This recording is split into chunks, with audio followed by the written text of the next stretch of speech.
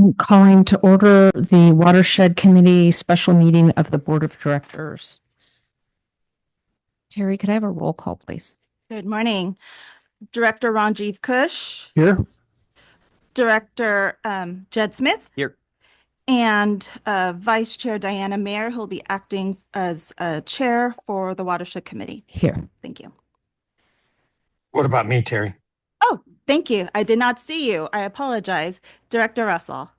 Here. Yeah. I'd like to ask for an adoption of the agenda. So moved. Second. Great.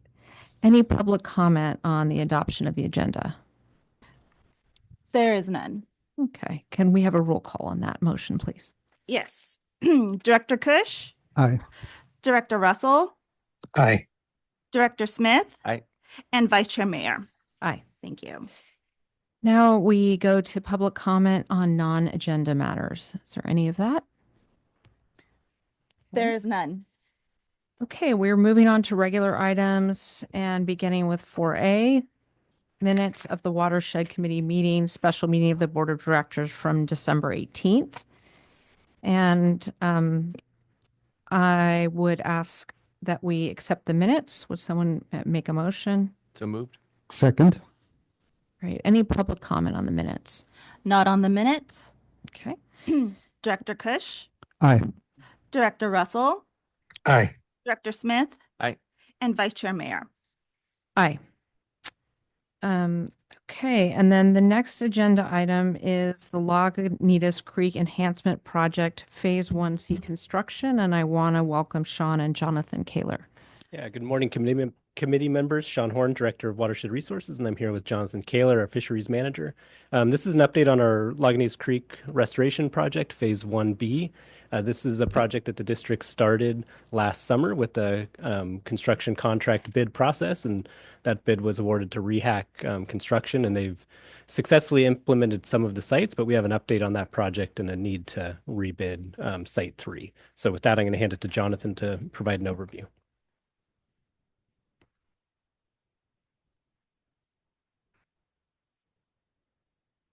All right. Morning, directors. Great to be with you again. So this item is a review and comment. We're continuing the Lagunitas Creek Habitat Enhancement Project this upcoming summer with construction of Site 3. It's shown in yellow here on the map.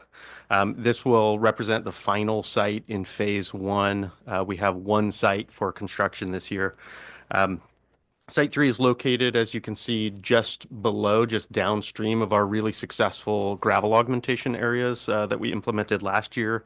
And it's specifically designed to capture some of that gravel material, sort it, and create better habitat conditions. So we're excited about putting another one of these sites in the creek.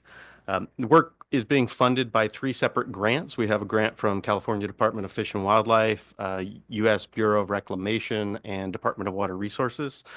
We've extended those. 2 of those grants were actually set to expire this year. We extended those through 2027. So we do have grant funding to pay for this work this year.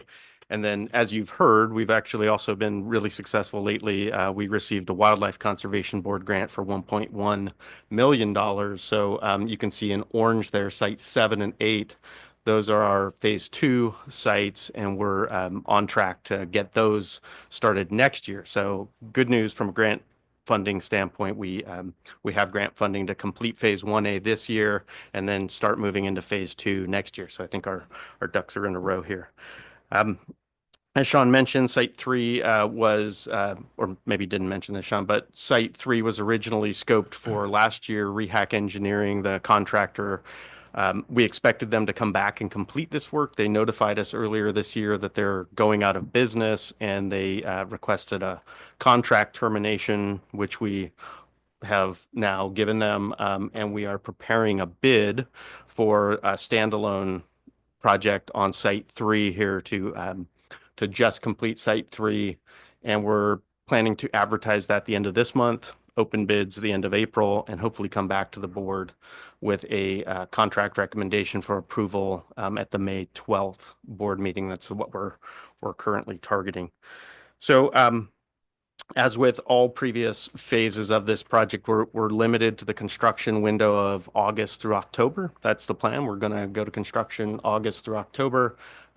That's contingent on, northern spotted owl and various other permit requirements, but that's the plan. We're optimistic that they'll be able to complete the work this year. So as I mentioned, this is just a review and comment item, so we're happy to take any questions you might have. Great. Jen, comment? Nope, all good. I'm excited about the continued progress in this important project, and hopefully we'll find a contractor to help us finish it out. Chief?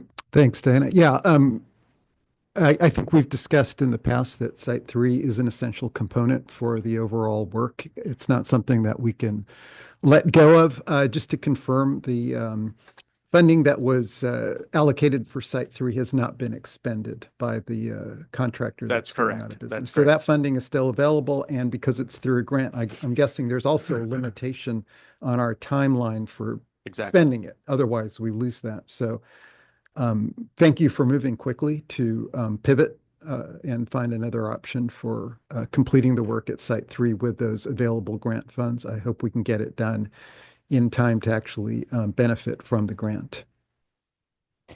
Director Russell, any comments? No. I just wanted to echo what Director Kush said, which is I'm heartened to hear that it sounds like we're not going to slow down much due to this most recent development. So thank you for that. Are there any public comments on this item? Not for this one. Okay. I think that's it. Thank you very much, Jonathan, and thank you, Sean. This is just an information item, so we're going to move on to the next one, which is the Watershed Trail Stewardship Update. Yeah, give us 1 minute and we'll Sure. bring some more folks in.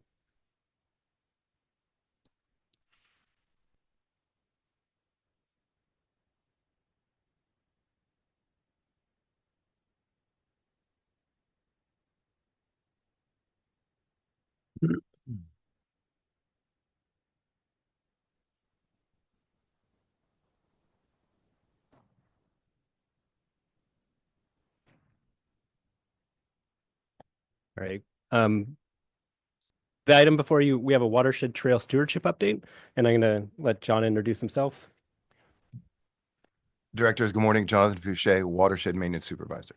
Then we're also joined with Alex. You want to introduce yourself? I'm Alexandra Panera. I'm the Trails Coordinator contracted out by Redwood Trail Alliance to Marin Water. Oh, welcome. So this is an exciting presentation that we have for you. It's something we've been working on for a couple of years now. We're going to go over an overview of this year's work and the accomplishments that we've done with our trail stewardship work and our volunteer program that supports that.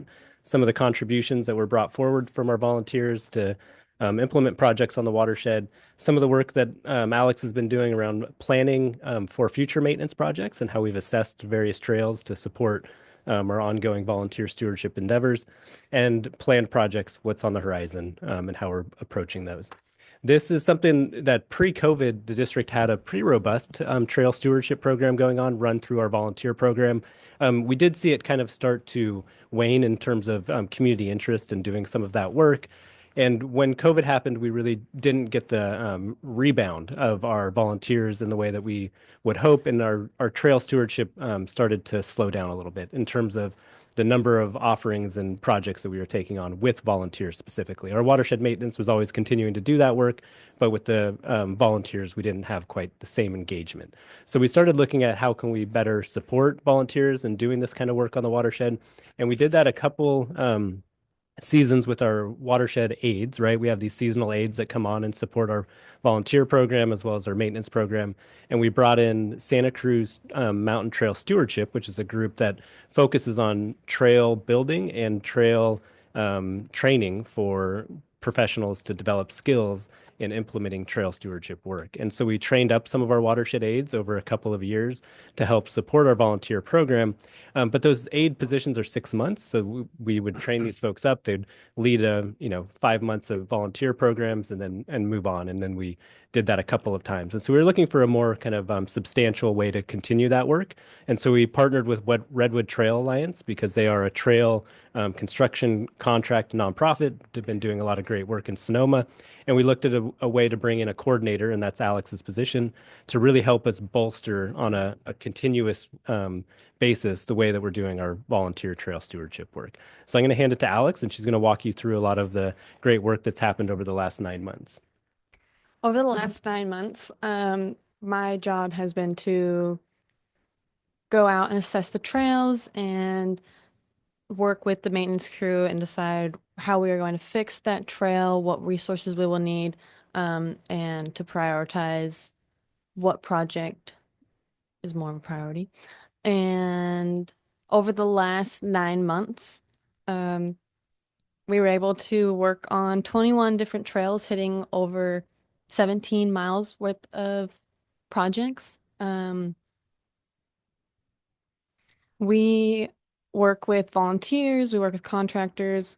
I go out onto the sites and I look at the work and try and figure out what crews will be needed for each project. We have our monthly volunteer projects where anyone is allowed to come and join our projects. We also do corporate groups and other volunteer groups. And if you can look at the diagram, it shows how many hours each group has put in work. In our picture on the right, it shows that we are working with F&K, Forestry and Kroger to grip hoist some materials from the creeks. In one of our upcoming photos, I will show you what that came to be from that project. One thing to highlight around our contract crews is we really benefit from our partnership with California Conservation Corps and California Conservation Corps North Bay because they have access to state funding and grants that we as an organization do not. So at times they get direct grants for crews to come to the watershed to take on projects. And Alex then leads those crews doing that work. So it's a tremendous partnership that we've had for years and years. And they're one of our core trail maintenance groups that do this work on the watershed, in addition to our volunteers. And then we've talked a lot about the work that we do with our BIFIP, our Biodiversity Fires and Fuels program, and the contractors that we bring out. And we've been able to utilize some of those veg management contractors to support our larger trail projects. Because there are a lot of efforts that take multiple days and are kind of over the scope of what a volunteer crew can complete in a couple of days. Keep going. The planning process of these trail projects is pretty intensive. First, I start off and I go out to the trail that I'll be assessing, and I will hike the whole trail and pinpoint certain areas that need work. Which you can see in step 1, I use Avenza. And then in step 2, it goes more into the Excel sheet documenting side, where I will then put all those pinpoints into an Excel sheet and prioritize what is the most important and try and put certain crews and how many hours will be needed for that section. And then in the third step, that is more of the wide scope of that specific trail, prioritizing not just every work that's needed on the trail, but the whole entire trail itself. And then it goes into the fourth step, which is the inventory after the work has been done, documenting how many hours each crew put in, how many members were with each crew, and what was done. I categorize my projects into 3 things: structures, tread maintenance, and brushing. With structures, it is turnpikes, retaining walls, water crossing bridges, boardwalks, just structures that allow you to safely cross a trail in certain areas. In the first picture, it's Upper Cataract. We did a bridge replacement. Many days and hours went into that project. We did, with the help from the maintenance crew, we took apart the bridge and we got all the materials, we prefabricated it, and then to put the bridge together, we brought together a volunteer group and they helped out with that. Some of those materials on the bridge are repurposed redwood. And then the second picture, that is Upper Cataract as well. We had a contractor crew, and from also the help of the maintenance crew, we created a staircase in a very unsafe area of trail. In that picture in the beginning with the grip hoist, this is what we created from that equipment. This is just a continuation of some structure photos. These are just some examples of some of the work we have done. This is not all of the work we have done. The first picture is a 12-foot bridge that we built. Same thing with the Cataract Bridge. We had to do all the prefabricating and taking out the bridge, hauling out the materials. And then another volunteer crew came out and helped put the bridge together with us. And the second picture is another rock staircase that we built in an area that did not have any form of safe crossing. I would just highlight the thing that doesn't come through in pictures is the remoteness of some of these sites. So, right, just to get the material out there, you have your watershed maintenance spending days bringing wood material, rock, concrete, whatever's needed for those improvements. And then our volunteers helping kind of do those final installation efforts, which is a great partnership that we have with the community in terms of continuing to maintain the network of social trail or hiking trails and fire roads that we've got on the watershed. This is another section, is tread. Tread is, I like to categorize it as any area of where there's damage to the trail, which is water or other resources or weather. In the first picture, that is Carson Falls. In the original picture, that trail was ruined from a lot of weathering. That trail holds a lot of water. So with the help of the maintenance crew and some contracting crews, we had to haul out some 3-inch drain rock and some base rock material to help outslope the trail and allow the water to run off the trail to help with future weathering. In the second picture, we have another project where we had volunteers come out and help add some base rock material to cap a turnpike in a marshy area to help crossing and to allow that water to run off as well. This is just another example of some of our tread work that we have done. This is also some pictures of more of our great volunteers that came out and helped with this project.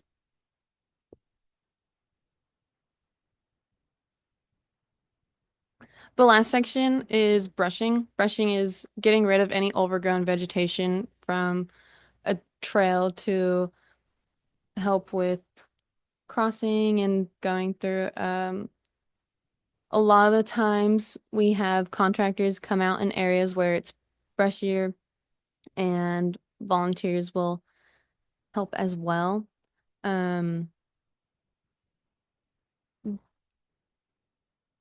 This is a project that you can do year round.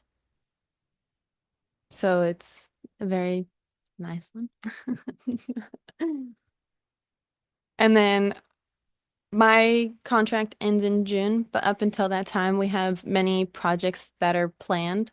As you can see, we have more contractors coming out and scheduled for many days for projects, as well as some more volunteer projects and internal work. from the maintenance crew. We have a lot more fun projects planned on the watershed.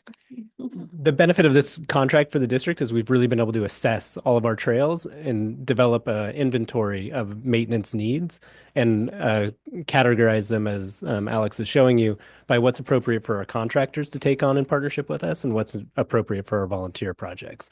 So really, this is just demonstrating and showing that as we've continued to focus on this type of work on the watershed, we've been able to kind of increase our capacity to take on this work. And we've been able to find different ways to help kind of manage the overall costs of this kind of maintenance on the watershed, but also make these trails more inviting, safer, more environmentally friendly for our community to utilize when they visit the watershed. John, do you want to add anything in terms of maintenance work on these? Yeah, we would, they're high visibility, high use areas like COVID, like Sean mentioned, COVID, we've seen it increase in a lot of our trails, cataract, kind of front country, back country. So they needed maintenance. And so I appreciate the board recognizing that, funding this position and our C's contract to improve the watershed for safety of the visitors and our resources.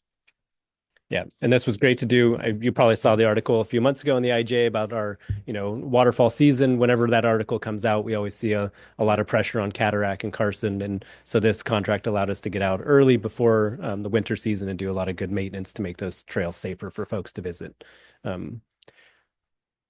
With that, we just have a map to show you kind of the projects that were completed as a whole. So Alex, you want to highlight all of these, what you've mapped out here? Yeah, so on this side we have 21 of our trails that we were able to touch on the last 9 months. And in the key it shows all the different work that was put into each trail. Yeah, that's All right. the map. So that's the update on our trail stewardship work. Really, in support of our ongoing planning efforts for our roads and trails management plan, we wanted to highlight kind of the ongoing effort that our volunteer program, as well as our partnership with Redwood Trail Alliance and the broader community, has allowed us to complete some really great stewardship work. And this is a great vision for the future in terms of how we can continue to scale and be good stewards of the mountain while we are here. With that, we'll take any questions. This was just an informational item. Great. Director Russell, do you want to start?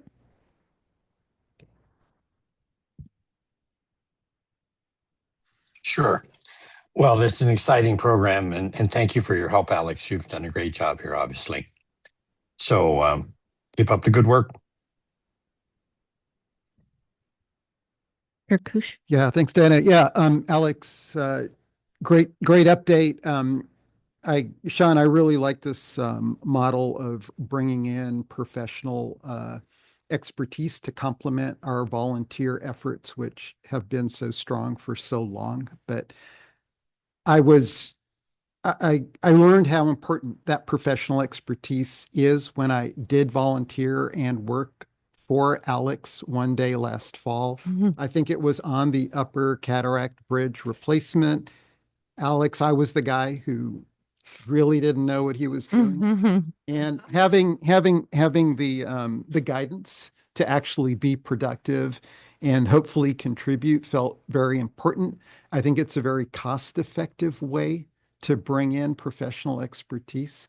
And I hope it's a model that we can continue with going forward. Alex, those volunteer days were on the first Saturday of every month. Is that still the schedule? Yes, first Saturday of every month, unless there is a holiday on the first Saturday. Great, good. All right, I encourage everybody to take advantage. Thank you. Thank you. Director Smith. Good. Thank you. I'm good too. Thank you so much, Jonathan and Alex, for appearing. If I could briefly, for me, I look at this and I think about it as part of our overall district infrastructure renewal.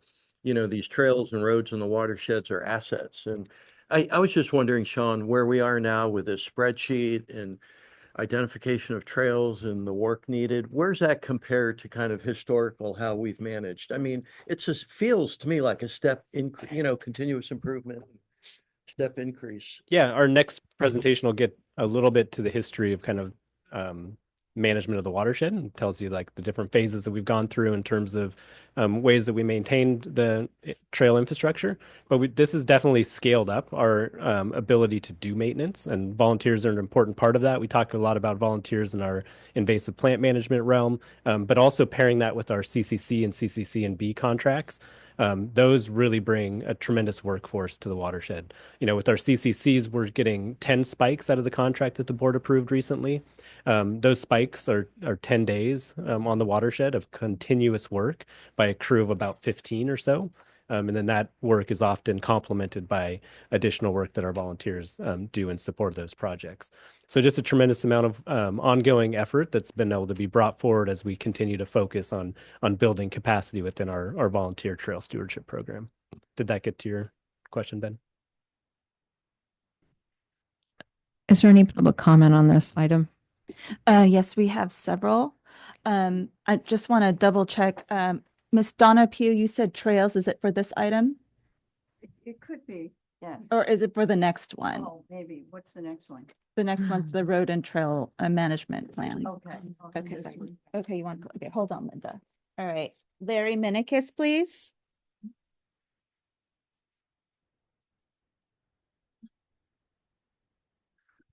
Well, good morning, all. Welcome.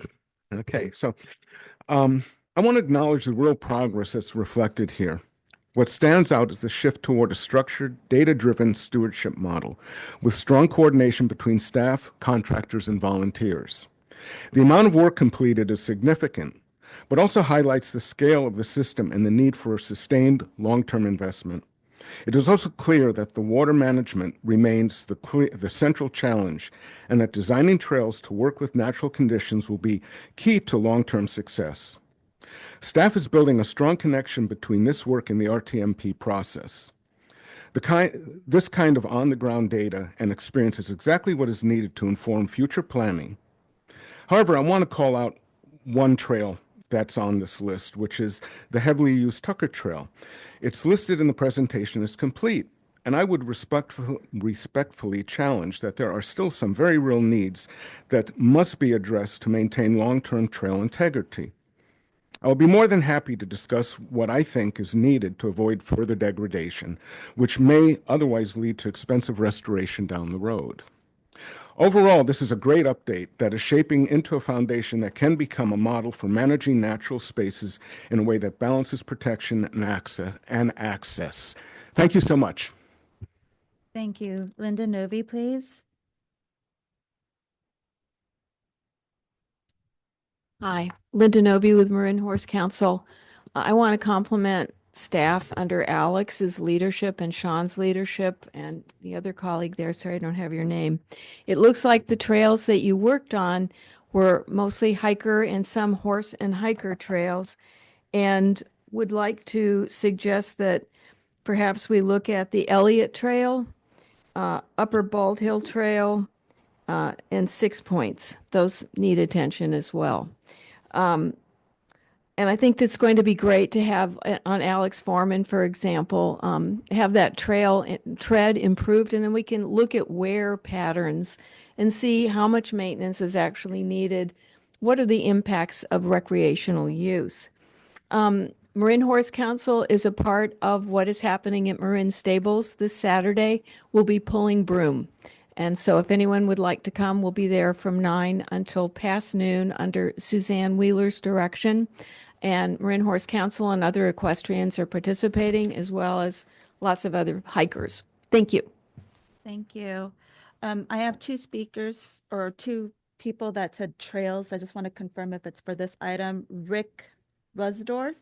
No, for the Next one. Okay, and Dan Howard? Sorry, I'm on the next one as well. Next one as well. Okay. Next speaker, Nona Dennis, then Tom Boss. Go ahead, Nona. Okay, thanks very much. This is very exciting work. It shows systematic work across the whole watershed. I have three kind of related questions or comments. The first is, I assume that this work is being done under the umbrella of the existing program EIR, which was prepared in 2005. And the second is, I assume also that this somehow or other fits in with the permit structure that you've had to go through and have to with new trails with the water board, among others, every time you cross a creek. And then the third, so these are assumptions. I want some clarification as to these are correct or not. And then the third has to do with what constitutes completion. Is this the completion of a fragment of work, a piece of work, a section of trail, and so forth, and to what purpose? Part of this really has to do with how this is going to relate to the upcoming update of both the RTMP and its program EIR. So if you could explain that relationship and how you're able to do this quickly, and what constitutes completion. Thank you. Thanks, Ms. Dennis. Next speaker is Tom Boss. Good morning, directors. Tom Boss, Executive Director of Redwood Trails Alliance.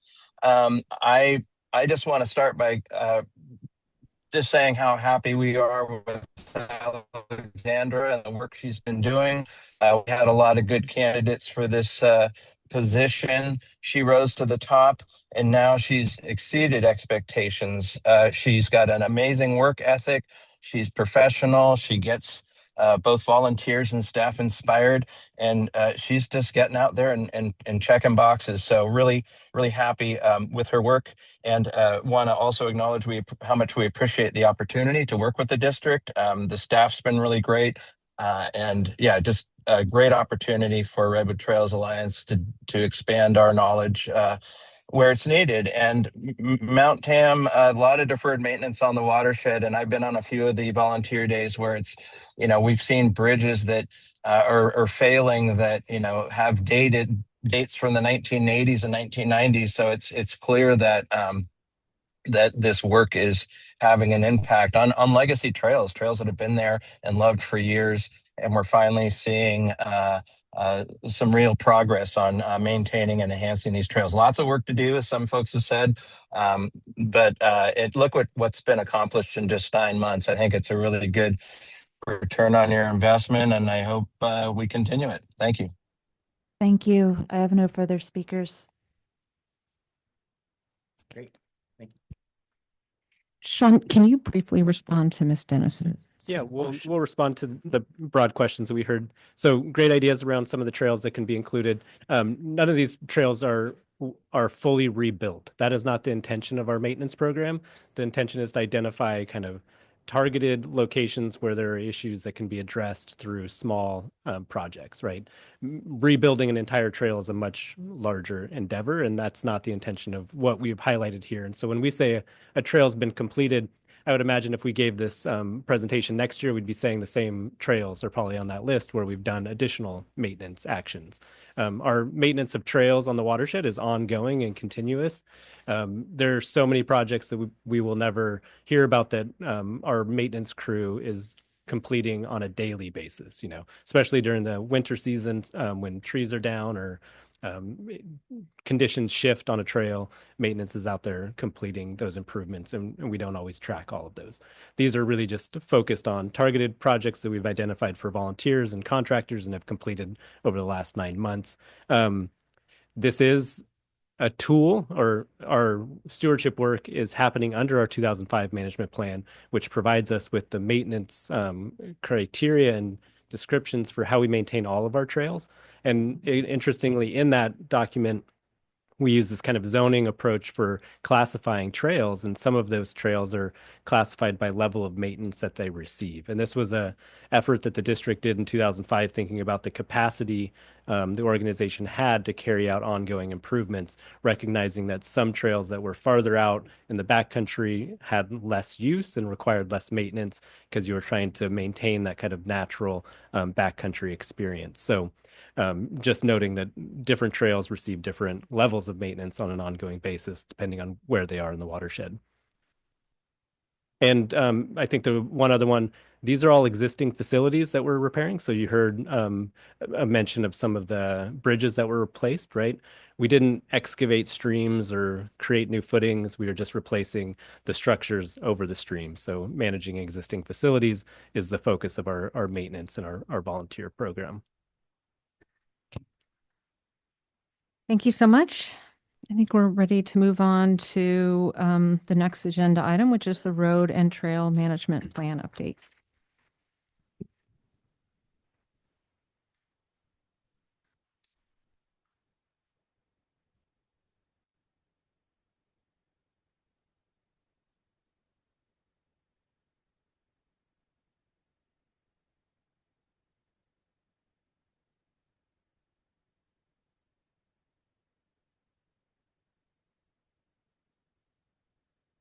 All right.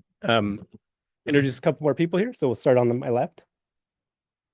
Carly Blanchard, environmental planner. You're good. Matt Circle, Senior Park Ranger. All right. We're excited to provide this update to the community and to the Watershed Committee. The outline for this one is we're going to provide a bit of a lengthy conversation or a presentation that Matt's going to give around the historical context and the evolution of the district's watershed management. This is really important. And the reason we wanted to bring it forward as part of this update is that Matt gave a presentation at West Peak as part of our first site visit with the community for our RTMP update. And we started that site visit with kind of a historical context. And Matt kind of gave this great presentation to the community about how the evolution of management has occurred and the evolution of visitation on the mountain. And so we wanted to kind of ground this update in that historical context, because you'll really start to understand and see that this is not a new issue for the district in terms of how do we manage visitation to the Mount Tam watershed. This has been an ongoing issue that we've looked at over the years in different ways and thought about how to manage it better and what policies are necessary to do that and what management documents can support the district in that endeavor. We'll then go on to a roads and trails plan update, and that'll be fairly brief. We'll talk about the community site walks that we've completed. We'll go over some of the process for evaluating our restoration opportunities, and then how that's feeding into the planning scenarios that we're developing, and then schedule for next steps. And I'll just note that our consultant from Ascent is also joining us virtually today, so they're available if questions come up around the planning process as well. So with that, I'm going to hand it to Matt. Good morning, board. So to understand how the water district has managed the watershed, you need to go back to even before the water district came into being. Mount Tam has been used since at least the 1880s as a recreational destination for the Bay Area in Marin County. Eldridge Grade was built in 1884 as a carriage road for tourists to access Mount Tam, and it was built from Phoenix Lake all the way to West Peak. Then in 1896, you had the Mount Tam Railroad come in, and that brought even more tourists. In 1898, the first known trail map of the Mount Tam area was published. It was called the Tourist Map. And if you look at that map, a lot of the trails are familiar to us even to this day, such as Cataract Trail and a lot of the trails on the south side. In 1903, William Kent and many other Marin residents formed the Tamalpais National Park Association with the idea of making Mount Tamalpais a national park. At the time, it was all privately owned, primarily by water companies. In 1904, the West Point Inn was built by the railroad, and in 1908, what became Muir Woods was donated to the federal government by William Kent to protect it from the North Coast Water Company, who wanted to build a dam and make a reservoir there. And Muir Woods being protected was the cornerstone of land preservation on Mount Tam and here in Marin. And then important date, 1912, the Water District was established. Same year, the Tamalpais Conservation Club was formed. So the Water District was established. It was the first publicly owned water district in California. At the time, there were three major water companies owning Mount Tam, North Coast Water Company, Marin Water and Power Company, and the Lagunitas Water Company. Marin Water and Power and Lagunitas Water Company, prior to this date, had banned public access to the watershed lands they owned, and that was very controversial, but they were allowed to do it. So in the early years after the district was formed, the district recognized the potential of the watershed being a recreational resource and even referred to it as a public park that would be like a national park in miniature, and not only provide recreation, but provide habitat for wildlife. The map on the left side is the early land acquisition history. I'll go over that real quickly. The green section is the first 10,000 acres of watershed land, and the Kent Lake watershed, which was purchased in 1946, was purchased from Stanford University. And then this tiny corner, if I can, right here, was 39 acres donated by William Kent to the Water District because he wanted to preserve this particular section of Windy Ridge, and there was no other public agency managing parks at the time or open spaces. What this doesn't show is the Big Carson drainage, which came into district ownership in 1976 when the Meadow Club purchased it from private owners and traded to the Water District 2,000 acres for the 120 acres that was Meadow Club. So in 1915, the district ran a bond measure which would allow the Alpine project to be built and also purchase the private water companies out. A major key selling point of that bond measure was that it would open Mount Tam as a public park. So by 1916, 1917, after the bond measure was approved, the Water District purchased the private water companies and the watershed lands on Mount Tam. And in reality, that initial 10,000 acres was the keystone event for all future land preservation in Marin County, and it's often overlooked in a historical context. By 1917, the watershed was formally open to the public after the State Board of Health issued the Water District its first water supply permit with the conditions the watershed would have practical sanitation and patrol to basically protect the watershed. The initial rules for the watershed were mainly about sanitation, littering, wildlife and vegetation protection, fire prevention, and they had patrolmen and lake keepers to perform those duties. From 1917 until the early 30s was kind of the heyday of hiking. Some pictures on the left showing the early hikers. There was no other parkland in the Bay Area. This was it, the Water District lands on Mount Tam, and thousands of people from all over the Bay Area would flock to Mount Tam every weekend. My grandfather was actually one of those hikers. I grew up with stories of him taking the ferry to Sausalito, catching the electric train to Mill Valley, hiking from what's now the Book Depot, all the way over Mount Tam, and at least once all the way to the town of Lagunitas, catching the train back to Sausalito. So I grew up with stories of those days of hiking. And on the right is just the public newsletter the district published in the time to 1927, calling it a public park. Also at this time, General Manager John Burt talked about the challenges at a waterworks convention about the challenges of managing a watershed for both water production and recreation. And the Water District was praised by Stephen Mathers, the first director of the National Park Service, for how it was managing its lands.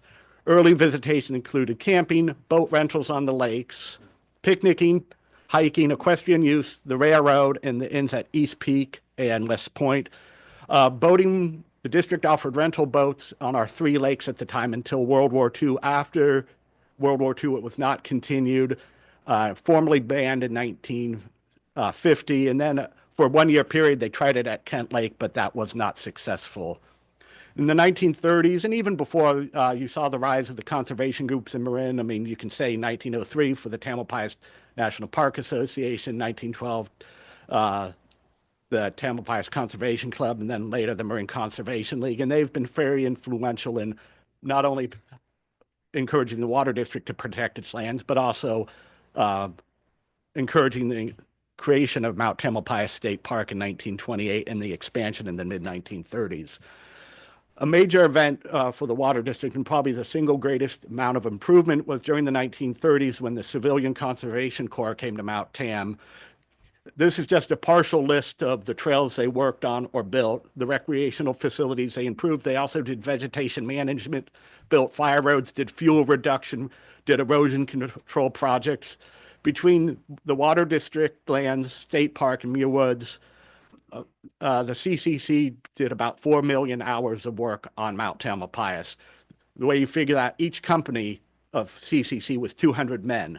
They spent a total of 11 years on Mount Tam during this period. So, and even better, all the work was paid for by the federal government. But you still see their influences on Mount Tam to this day.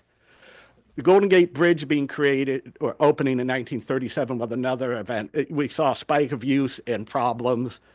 We were also still lead agency even for park management at the time. East Bay Regional Parks, when it was formed, contacted Marin Water on how to manage its lands. So we were the key player. By 1940, some rules were updated. The first leash law was written and established on the watershed land in January of 1940, and the first time it was brought up to the board of directors to establish rules for bicycle use was October of 1940, though no action was taken at that time. But even in 1940, they saw how this was a benefit to the ratepayers of the district, and this 1940 quotes from General Manager Peters was the last time I can find a district official actually referring to the watershed as a park. World War II, basically you saw, at least initially, the watershed was closed. Later, it was just closed on the upper slopes. You had the State Guard posted around the watershed at the reservoirs and other water facilities. The CCC camp was turned into an Army camp. Radar installations were built at West Peak and on Ridgecrest, and because of tire rationing and gas rationing, recreation dropped way off. After World War II, the management of the watershed became a secondary issue to the water district. The district greatly expanded. We had the Kent Lake watershed purchased in 1946. We built 3 more reservoirs, and the district was primarily concerned about expanding its water supply and improving the water supply system. They estimated in 1960 about 48,000 people a year used the watershed. Things have changed quite a bit since then. And in 1961, watershed staff and facility for recreation, sanitation were increased as part of its water supply permit was issued in 61. At that point, the staff consisted of patrolmen and lake keepers. During this time, idea ahead of its time was the California Hiking and Riding Trail, which was a state park program that was going to encircle the state about 3,000 miles. It crossed the watershed on railroad grade, old stage, and across Bolinas Ridge, and then down Shafter grade. The enact was abolished in 1974, and it kind of fell into disrepair, but never formally abandoned. And as of the early 2000s, the state park was still seen if it maintained an easement, but I haven't found anything since then about that. Other major things in that time period was proposal to build a tramway from Larkspur to the East Peak, rebuild the railroad, and the state park expressed an interest in leasing the entire watershed, putting campgrounds in pretty much everywhere, and establishing a scenic byway motorway across Bolinas Ridge. The Marin Conservation League in the district were kind of opposed to the idea, and the Conservation League encouraged the state park to spend its money on purchasing private lands, not lands that were already preserved. Though I will know a small segment by Cronin Lot was leased to Samuel P. Taylor Park, and the Deer Park area was leased to Marin County. And those leases have since run out. With growing recreation in the early 60s, the district was kind of caught a little bit off guard, and it realized it needed to start looking at it more. And then after what was called the hippie invasion by the patrolmen and lake keepers, they banned camping due to sanitation and fire concerns in 67. They started to move towards land management in 68. This was the first report. There was a lot of pressure to improve the recreational facilities. Up to this point, the district had been very passive about how it managed its lands. It should be noted, at the time, the district took care of the sanitary facilities and the roads, but trails were built by volunteer groups like the TCC and others with the district's approval. With this change, the district staff shifted to patrolmen and recreation attendants. An interesting side note, in 1970, the district had a bond measure, and even though a very small portion of the bond measure, roughly about $2 million in modern day dollars out of a $90 million bond measure, would go to recreational improvements, it was a major selling point in that bond measure. The bond measure was primarily concerned with improvements to the water system, but the district saw it as a good way to sell that bond measure. By the early 70s, a whole series of additional reports were made. The district realized the watershed was in line with what could be considered a regional park. And in 74, the environmental planning study was completed with many recommendations to improve watershed management. The most important one that came out of that was the Mount Tamalpais Watershed Management Policy, Board Policy 7. The other recommendations were never fully enacted due to budgetary constraints due to the 1976-77 drought. At this point, they also divided the watershed employees into rangers who did the patrol work and environmental interpretation and watershed maintenance, which started to then maintain the trails. And they actually established the first seasonal trail crew during this time period. In the 70s and 80s, you can continue to see the evolution of recreation on the watershed, fitness movement, the joggers, or some people complained, half-naked men running downhill out of control, and the rise of clunkers, which developed into mountain biking. New regulations during this time was hunting was formally banned in the Kent Lake watershed, which had been a condition of the lease when we purchased the land. The first set of bicycle rules were established in 78, which restricted bicycles to the fire roads only. It went a step further in 81 when Old Railroad Grade and Eldridge Grade were actually closed to bicycle use. And there was a lot of user conflict at the time, not only with the bike use, but between equestrians and hikers. So 85, you had the first trails management plan, which was in many ways the predecessor of the road and trails management plan. It identified an official trail system. It formally designated what trails horses were allowed on, and actually started to close trails with serious erosion issues or that were too expensive to maintain. At this point, Old Railroad Grade was reopened to bikes. Upper Eldridge Grade was open to uphill bike traffic. By 92, it was open to bike traffic up and downhill. And in this time period, the district hired its first resource management staff. And the quote here at the bottom is even relevant to this day. I won't read it right now because it will take too much time, but this was discussing the conflict between equestrians and hikers, but it's still relevant to this day. Both groups love the mountain, but the way their perspective on trail allocation were not always the same and often were sharply different. Major projects during this time, a lot of trail work was done, Upper Cataract reroute and improvements, Lower Cataract, Kent Trail, Benstein Trail, Canyon Trail, Yolanda Trail, Six Points Trail, and there were yearly trail inspections and maintenance. And just for fun, a little political cartoon from 1992 saying, "Who do you feel sorry for on Mount Tam?" In 1988, there was a proposal for a recreation management plan that was never enacted, but it called for a commitment to recreation, called out a lack of staffing, called out the need for additional funds, and a goal to expand environmental interpretation and to have a director of recreation management. This again was brought up in 1996, but no action was taken. In 1988, the watershed became part of the Golden Gate Biosphere Reserve, which raised the stakes for resource management because the watershed has a lot of unique and valuable natural resources and is now internationally recognized as part of this biosphere. At the same time, you had the prescribed burning start, but that led to a lot of pushback from the public, which led to the 1994 Vegetation Management Plan. Since then, there's been a focus on a lot of reports on natural resource management. This is just some of the reports done, which leads to the 2005 Road and Trails Management Plan. The One Tam Collaborative established in 1914, which expanded stewardship across agency boundaries, which for managing natural resources is important.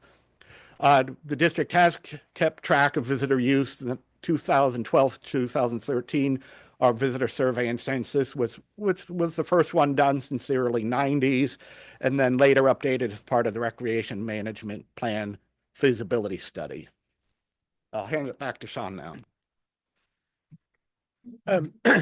Yeah. Sean, just a comment before you go on. Ranger Circle. What a tour de force. And that's the thumbnail version.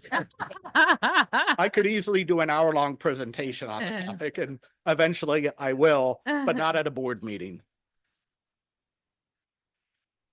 If you have any questions for Matt before we go on, I mean, or we can just keep going with the planning update. We did want to provide that historical context though, because there's always been lots of great ideas for the mountain. And there's also been a lot of community interest in how the district manages it. And we've benefited from a lot of those efforts over the past, and we still have some standing issues to address. And we kind of breezed through the more recent planning because you all are up to date on those, but the district's really been committed over the last couple of years to continuing that conversation with the community around how to best steward Mount Tam. So for the update that we're going to provide in terms of our planning process, I'm going to hand it to Carly to introduce what we've been currently working on, and then we'll provide some updates on next steps. Good morning, directors. Carly Blanchard, environmental planner. I just want to first start off by thanking Alex for her presentation on trail stewardship. That was really nice laid in. And then also Matt for that amazing presentation on the history of recreation. So Matt touched on this, but the Mount Tamalpais Watershed Roads and Trails Management Plan, or the RTMP, was adopted in 2005. It had 3 goals: to improve water quality and minimize sediment into creeks and reservoirs, to reduce the impact of the road and trail network on sensitive habitats and special status plants and animals, and to reduce the impact of the road and trail network on the watershed's natural ecological function. The plan's objective, though, was to really guide the district in its maintenance of its 60 miles of trails and 100 miles of watershed roads, while also taking into account those 3 goals. Just moved on, looks like. Can we switch back? Another key piece of this document was the criteria that we developed to determine priorities for social trail decommissioning, as well as potential adoption into our sanctioned trail network.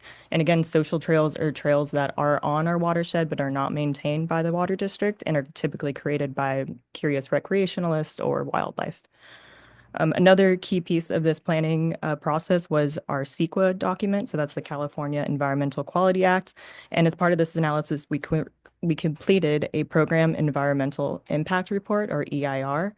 This document looks to identify mitigation to reduce impacts of managing the road and trail network. And both of these documents over the past 20 years have been successful for us to maintain the watersheds, roads, and trails. We're now looking at a focused update where we'll investigate the following key areas. The first will be watershed restoration. So we'll identify high priority areas for preserving and enhancing habitat and biodiversity. We'll then evaluate opportunities for habitat restoration, and then we'll incorporate monitoring and adaptive management. Another piece we will look into is stewardship and social trail priorities, and we'll specifically look into updating that criteria for social trail management. Another idea or something we'll consider updating is the trail classifications, designations, and standards. So we'll consider road and trail network in relation to visitor interest, evaluate bike trail options, which could be road to trail conversion, shared use of existing trails, social trail conversion, and other opportunities. And then we'll explore design standards and environmental protection measures. And then last but not least, we'll look at our visitor engagement and outreach opportunities. And this will look to update how the district communicates information and engages with its community. So we're still, one more back. Okay, there we go. We're still pretty early in our process. We have a lot more opportunities for input along the next steps. We have already gone through understanding our priorities of our community and board that look like 2 open house workshops in November of last year, some community site walks, which we'll touch on in the next few slides, and then updates to the Watershed Committee meeting over the last few months. We are in the issues and analysis phase at this point. This is looking at GIS-based analysis as well as field evaluations. And that data we collect from those, we'll start to develop our scenarios and key recommendations. We'll then bring those scenarios back for feedback, and that'll be at a community workshop hosted in May, where to be determined date. And then we'll also have the Watershed Committee update in June. And then from there, we'll have the draft of the road and trail management plan. We'll come back for that on feedback on that plan draft, and we'll start our drafting of our CEQA documentation. We'll bring that through public review, and then we'll finally have the CEQA and the RTMP ready, and then bring that for adoption at the board. So as mentioned, we have been hosting these community site walks. We've done 2 so far and have an upcoming one on April 11th. If you didn't have a chance to make it out to the first 2, I really recommend coming out to the next one. It's a great opportunity to get on the trails and hear from some really well-versed staff. So these site walks are really focused on the areas that are going to be central to our road and trail management plan update. The walks provide an opportunity to see firsthand where the plan is focused, hear about current conditions and management considerations, and also share observations. Our first community site walk was hosted on January 31st, and we had an impressive 70 participants. This was focused on West Peak area of the mountain. We looked at 2 different trails, Mountaintop Trail and Arturo Trail. Mountaintop was the less strenuous hike, and then Arturo was a little more strenuous. So the groups got to decide which they'd like to walk, and then staff would discuss environmental settings of the current road and trails, existing uses, conditions, standards, classifications, as well as natural resource considerations.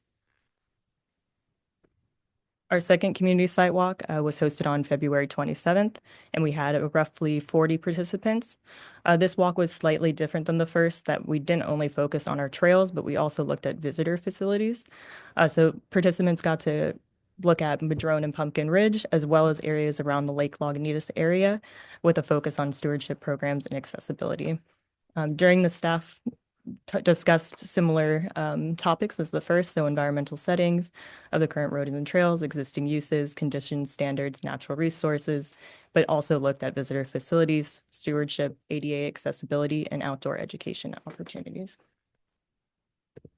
And then finally, or what I think is maybe the most exciting piece, we just went live with our Watershed Road and Trail Management Plan planning map. This is an interactive map that's hosted through ArcGIS and is now on the website. This highlights all the trails that are going under evaluation as part of the planning process, as well as identifies key features along trails. These are real-time current conditions, so these pictures are from the last couple weeks or so, and actually show different features, talk about the description of that feature and how that could potentially be corrected if it is an issue. We also have natural resources identified. Right now, the only trails with these features identified are the ones we completed the community site walks on, but we plan to bring these to all the trails that are going to go through evaluation as part of the planning process. And now I'll pass it back to Sean. Thank you. Yeah. And maybe just to highlight this map for a moment, this isn't meant to be the detailed assessment or our environmental studies that'll inform our CEQA document. This is meant to be an accessible way for the community to look at the trails should they have questions or interest in doing so, recognizing that not everybody's going to be able to get out to the site visits, or maybe they don't have the abilities to get to more of the remote sites. So this was a tool that we developed just so we all have a shared understanding of current conditions and what's being looked at. And this is, to be very clear, just the initial concepts that were identified through the community workshops around access improvements. As we go into this next section, we'll start talking about restoration priorities. So with that, we're beginning our evaluation of where we can focus our restoration efforts. At our November community workshop, we asked folks to think about our criteria that's in our 2005 Roads and Trails Management Plan for managing our social trail network and what their priorities are for the district to continue its stewardship work associated with those features. With that input, we were able to start analyzing our existing network of social trails with a real keen eye on where can we have the largest or greatest environmental benefit from focusing our restoration efforts on closure of certain facilities. We've been very clear through this whole planning process that we have over 80 miles of social trails in the system, and we are not, identifying a strategy to close all of those social trails. Those are, historic legacy features on the watershed, on the landscape, but we are trying to identify where those are interacting with some of our more sensitive habitats and where we can prioritize some of our restoration opportunities. So staff have gone through and done a first cut of identifying where there are opportunities to do some of these closures, and thinking about those closures in association with those access improvements that we're identifying. Now, we weren't ready to bring that map forward because we're really doing this detailed analysis now of overlaying those trails with all of this biological data that we have in GIS format and conducting additional field surveys to understand how to prioritize and think about those trails. And I think a big question will be in our update, as we're trying to stay very focused on components of that RTMP to update. Do we want to identify specific trails that we close in association with those access improvements, or do we want to create maybe targets in terms of total miles to close and use an updated criteria to inform those targets? And I'll get a little bit more into that as we go through the next steps for this planning effort.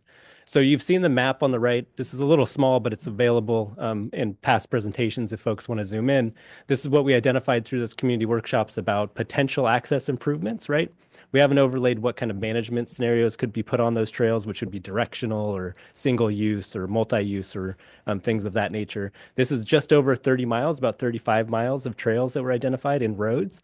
To break that down a little bit more granular, that means it's about 10 miles of roads, fire roads, that have existing bikes and multi-use on those that we're considering for downgrading to a multi-use trail, right? A smaller footprint overall for recreation by downgrading that road to a trail. So there's about 10 miles of those. There's about 10 miles of system trails that we've identified, about 5 miles of social trails, and about 5 to 10 miles of new trail that was identified as part of this. Some of those new trails are on old historic road cuts or trail beds. So they were here at one point. They're not cutting new trail, but looking at how we can better connect folks in a comprehensive way on the watershed. Now, what we're going to do with that is start to look at in the areas where we're thinking about access improvements, are there restoration opportunities or are there on-trail restoration opportunities, ways that we can protect some of our sensitive habitat by doing improvements? And that's going to lead to this kind of infographic below, which is starting to talk about in these scenarios that we're working to develop, how do we pair restoration opportunities with access opportunities? And, you know, we've kind of got this matrix, if you will, of kind of doing less access and less restoration, just noting that if we're doing less miles of access improvements, we might pair that with a smaller restoration footprint. And this is all within kind of the mindset of thinking about what does the district have the capacity to take on in this focused update. So that's kind of how staff is thinking about it currently. We've identified a lot of this in terms of what's going to go into these scenarios. We're really trying to break down the classification system, and we'll bring forward kind of recommendations for each trail as part of those scenarios. Also looking at kind of what those access improvements could look like on what type of trail, and then really trying to bolster our restoration and stewardship efforts as we do that. And so this is a conceptual, and I want to emphasize that conceptual infographic just to try to make it a little bit more clear in terms of how we're approaching this planning effort. So we're at the top, right? We're trying to balance recreational access with restoration and stewardship of this important landscape. We've been doing community site visits to help people understand the current conditions, get people kind of grounded and connected with one another to have conversations and think through how we can all be active stewards on this landscape. And then we're doing this detailed data driven analysis to inform the priorities that are coming out of this this process through field surveys, ongoing biological monitoring studies and data that we have in our staff resources. This is going to feed into kind of our thinking around how we manage different parts of the watershed. So in our 2005 Roads and Trails Management Plan, we used a zoning concept in terms of our trail classification system. We also use sub-watersheds as a way of breaking up and looking at the watershed lands and how we can manage those trails, as I was mentioning earlier, if they're front country or back country and what that means for our maintenance. And so we're looking at kind of how we can use a zoning approach to think about access improvements that are being brought forward in these scenarios. In the scenarios, we intend to kind of have this matrix of scenarios that looks at a total mile of multi-use trail that could be improved and balancing that with our restoration of our social trail endeavors. So how are we going to get input on this whole process? Our next step is our April 11th site visit. We'll take folks out to likely the Bon Tempe Dam area where we'll hike Rocky Ridge Fire Road and Sunnyside Trail. We'll talk about how we're informing some of our next steps in the planning process through those site visits. And then May, we'll host a community workshop, likely at Sky Oaks again, where we'll have kind kind of three different workstations associated with each of these scenarios is how we're thinking about it. And we'll be able to get early community input on those scenarios. From that community input, we'll be able to make some revisions and updates, and then we'll bring those forward to our June Watershed Committee for further discussion and direction from the committee on how to advance that into our environmental analysis. So I highlighted some of that, but here's the schedule for next steps so people have it. April 11th is our next site visit. That's a Saturday. We've been kind of flopping back and forth from Saturday and weekdays to give people an opportunity to come and enjoy the watershed and understand these planning efforts. So with that, we'll take any questions that you might have around the planning effort. I'm going to move into board questions. I'm going to ask the public the same thing, but I would just ask the board, we're going to have a lot of people that want to talk today. So just let's try to also keep our comments brief. If there's anything that can be maybe asked in private, do that. And just so we are not here until 2 p.m. Okay, Director Smith. Great. Thank you for that presentation. I'm really glad that we're doing this detailed review, and it's long overdue. I'm super supportive of that map. What a great tool for our public to be able to see the trails that we're considering, and trying to show as much transparency as we possibly can. I'd like to make a suggestion, and maybe I'll wait. Get some order in the room. So I'd like to make a suggestion for us as we look at this road and trails plan. Maybe flip it upside down a little bit. I think we're starting with the trails, which makes sense, and some of these use changes or updates. I am really happy that we're doing this CEQA review and around the entire process and the environmental review, and formalizing that. And I think we can look at what Marin County Parks has done in opening up Eagle Rock and Fox Lane and other trails so that horseback riders and hikers and bikers can work together in harmony. It's proven to be done in our county, and I'm highly confident that we can do this on our watershed. And I'm hoping it won't be as controversial as it seems like it might be. But I'm really happy that we're starting to finally look at zones and having zones as a way to understand land use management is long understood. And I think that'll be super helpful for us to determine where the high use, medium use, and lower use zones are. I might actually even suggest, and I'd like to propose today, that we start with the lowest use zones. That we start with the most important wildlife protection responsibility and stewardship that we have, and then we move towards some of the trail use as at the end. I do not want to slow down this process, but my proposal today is that the staff consider a preservation zone first, and one idea might be to call it the Marin Water Nature Preserve Wildlife Refuge, and that we look at our land, as special as it absolutely is, the most special on this mountain. We have serpentine soil that has endemic species that are treasured, from our thistle to jewel to very important native plants. But even going back further with our redwoods and our conifer forest, which actually peaked 20 million years ago, even though they're hundreds or maybe thousands of years old. But these redwoods were here well before the Rocky Mountains were formed and well before the Alps were formed. We have an awesome responsibility to preserve this land. And as I looked at it, when you think about the zones and the trails that we're considering and that are being used, I don't think my idea is that radical here. We have 200 miles of trails, some social, some fire roads, et cetera. And if you think about those 200 miles of roads and trails, and you take about 15 feet on either side, maybe call it 30 feet on either side, multiply that times 200, you only get about 650 acres of land that's used by humans. And then we have our reservoirs, and we have 22,000 acres of land that we are in charge of and that we own. So maybe we do create a marine water nature preserve and wildlife refuge that I'm highly confident when we look at the important species that we're protecting and the watershed that we're responsible for, that we can actually formally preserve over half our land.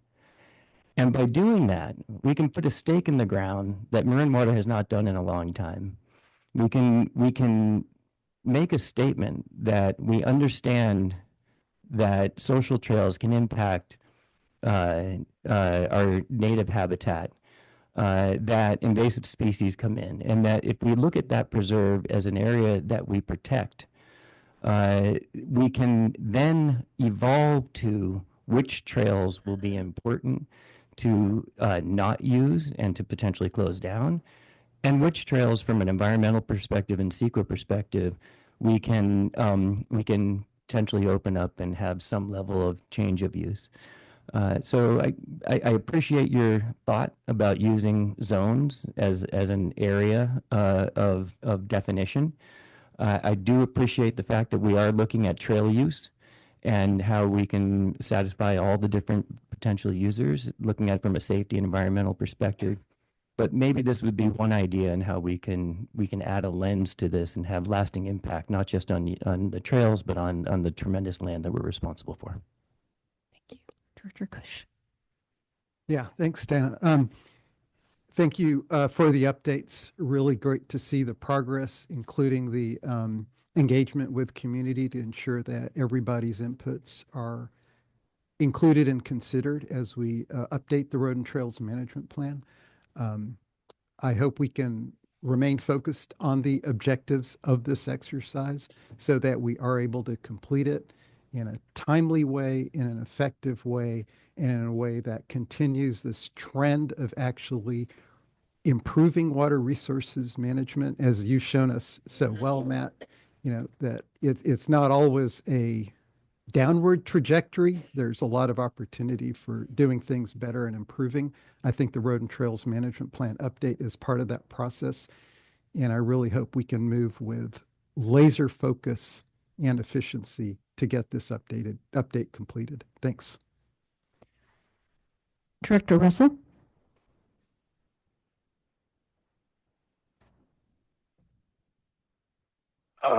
Just like to compliment the folks on the thorough thinking that they've been doing here. I think Director Smith's comments are very interesting and need to be pursued. And in the interest of time, I'll stop here. Thank you so much, Director Russell. I'm going to pass on making comments right now, and we're going to move to the public. Terry, could I ask that we move the time to 2 minutes, given the amount of people want to speak today? And I just want to remind the public, we very much want to give you your time to talk, but please be aware that there's a site walk in April. There's a feedback session in May. We've heard the comments many, many, many times about the need to share and whatnot. So maybe try to focus on if you have something fresh to say, just because we have so many people that want to speak today. And also just know you can always reach out. If anyone has ever written to me on the board, I always respond. So you can always reach out to the board privately as well. And with that, we'll move to public comment.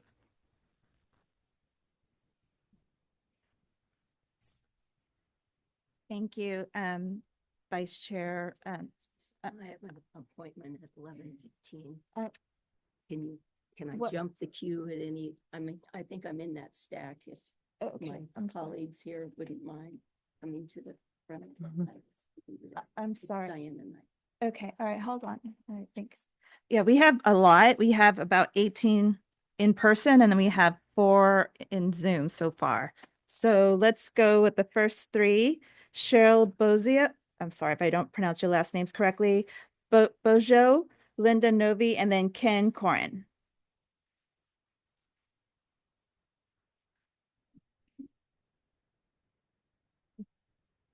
Hello, I'm Cheryl Bossio. I'm the president of the Marin Horse Council. And I liked a historical presentation because Marin County here was established in 1850. And at that time, we were really serving San Francisco in our agriculture, our dairy, and also logging. And from that point in time, ranching has been a very important part of our community.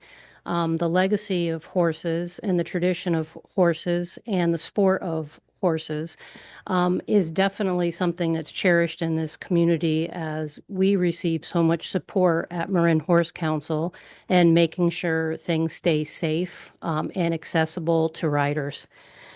We do have concern that due to the rapid pace that's often undertaken in the bicycle riding in e-bikes, that the startling nature of that kind of activity and the unexpected nature of that kind of activity when bikes are coming around corners and coming up on horses, it does genuinely cause a safety concern and a risk concern. A safety concern in that, you know, horses have various reactions to being startled, from a spook reaction to a spinning reaction, and riders can easily be dismounted from that kind of behavior. We want to continue the legacy of horsemanship in Marin County. It's something that we have a lot of pride in. It's a treasured factor of our community, as is evidenced by the preservation hill of Horse Hill, and how everyone I talk to feels very protective and very proud of that legacy that we can all fortunately drive by multiple times a day on 101. Thank you.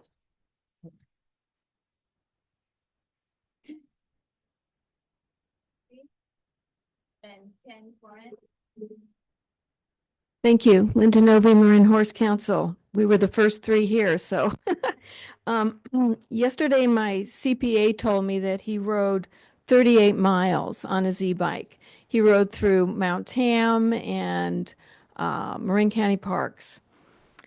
I share this because I think it points to how far mechanized vehicles can go. And then you add an e-bike motor to it, and they can go far and farther and faster. Horse riders and hikers, and we're aligning with hikers because even though we may have had past issues, horse riders have calmed down. We're a very manageable, law-abiding group, and we mostly just ride slowly and take pleasure rides. We ride in the Lower Lakes area, Pumpkin Ridge, that whole trail system. We don't go as far as bikes and e-bikes. Usually we'll ride for an hour or two, maybe up to 5 miles that day. And then you've got to give your horse a rest. We go with horsepower, not e-power, not mechanical power. We are accepting of the fact that mountain bike riders will have some trail access on Mount Tam. It's kind of shocking to see that you're considering 20 to 35 miles of multi-use trails with up to maybe 4 rangers. We also want to point out that we still see tracks of bikes on all sorts of trails where they don't belong.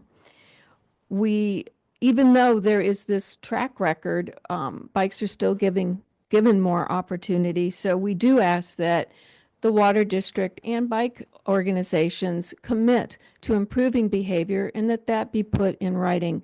We also suggest that you put QR codes throughout the Water District so it's easy to access and report behavior from your phone. Thank you kindly. Thank you. Next speaker is Ken Corin, then Brian Pond and Allison Pence. Thank you. Thank you. First of all, thank you for being and serving on the board. I happen to be a long-term member of the Dolphin Club board, and I am deeply accustomed to dealing with governmental agencies with access to public lands and public use and private use. And what I have found over the years is that it's very important for a board to keep in mind what their primary focus and purpose has to be.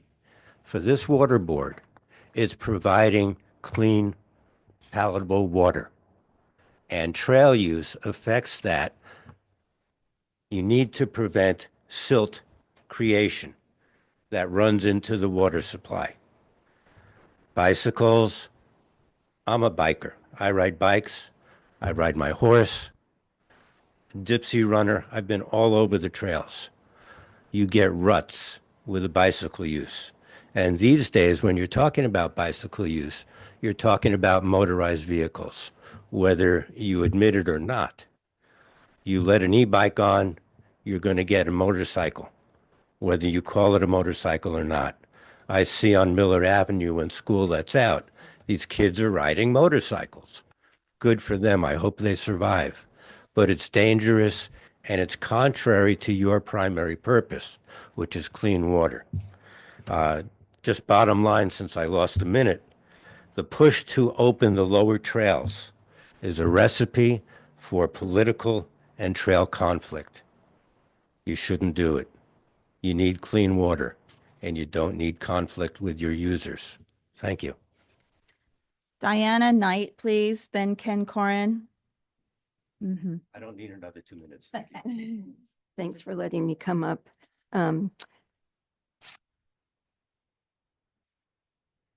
William Kent helped create the Marin Municipal Water District and pushed to set aside Mount Tamalpais as a park. Mount Tam has a diverse landscape supporting thousands of plant species, hundreds of wildlife species, and 200 miles of trails and panoramic views. The National Park Service, California State Parks, Marin County Parks, and NMWD's job is to protect this area. I think that e-bikes are detrimental to this ecosystem, and I would suggest that they not be allowed on this treasured mountain. Thank you. Thank you. Brian Pond, Allison Pence, and Carrie Pond.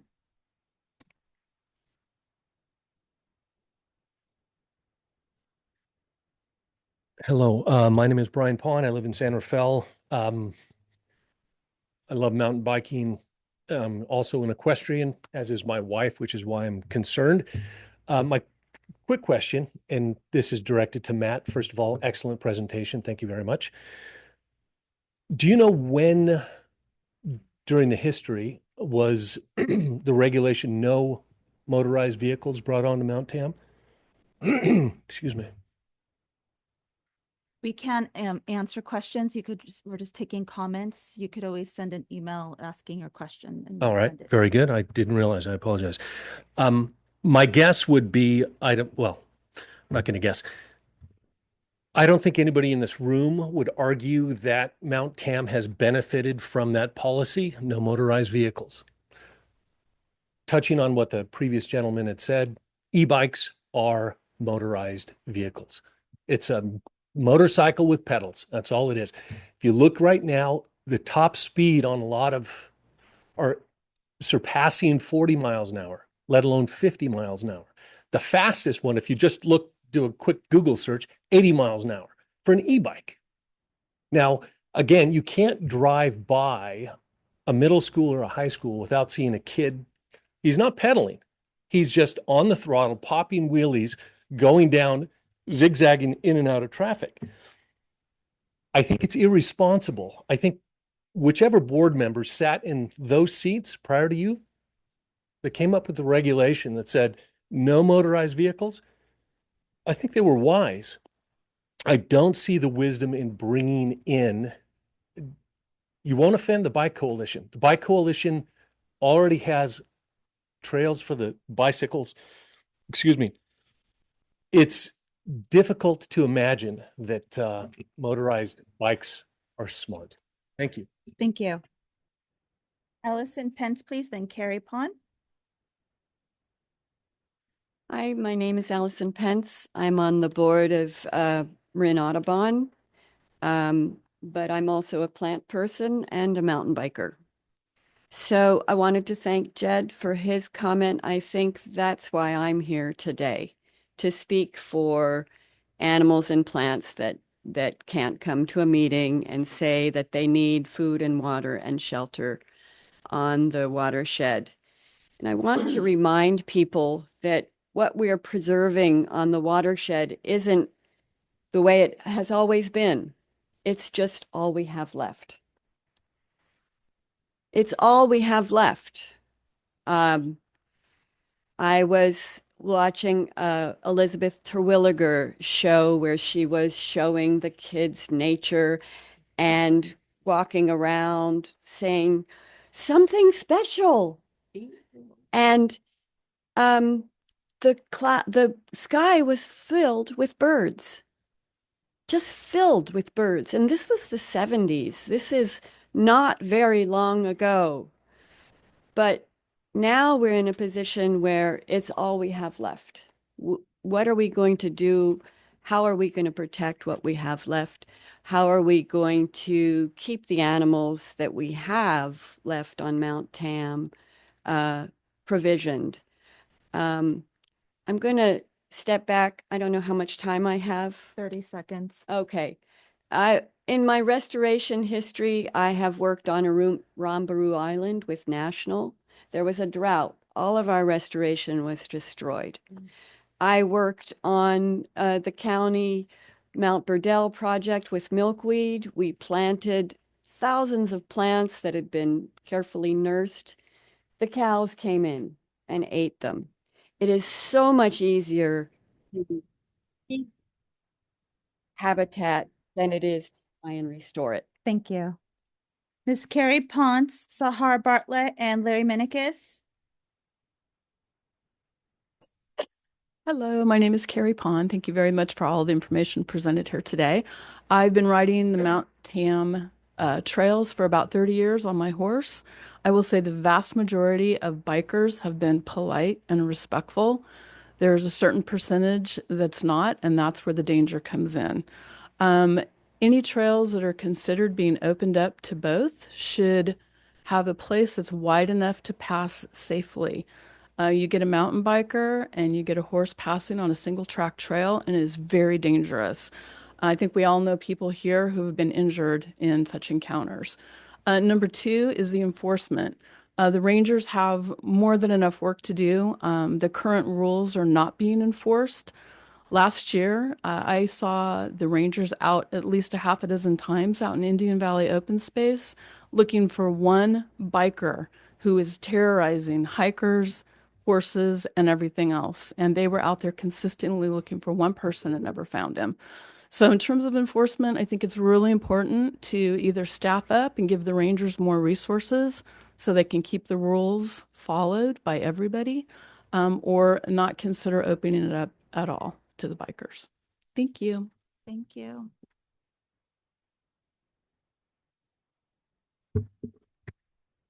Good morning, directors, and thank you for taking my comments. The last speaker really expressed many of my comments, so I'll be even more brief.